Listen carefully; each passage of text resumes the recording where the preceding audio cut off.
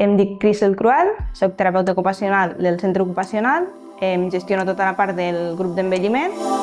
Dintre d'això, entre el programa Gradior. El programa Gradior el que fa és, ens permet persones que l'utilitzen facin un manteniment de la part cognitiva. També a la vegada també ens permet veure si hi ha una pèrdua. Treballa totes les àrees cognitives, la memòria, l'atenció, el càlcul, la percepció.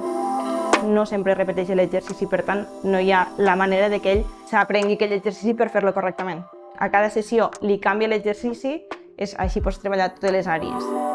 En les gràfiques així podem anar al metge i dir-li mira, hem detectat que en unes àrees hi ha una pèrdua i que ells puguin començar amb tot el procés d'envelliment. Les sessions varien, perquè depèn de la persona. Hi ha gent que farà 15 minuts, hi haurà gent que farà 10 i hi haurà gent que farà 30.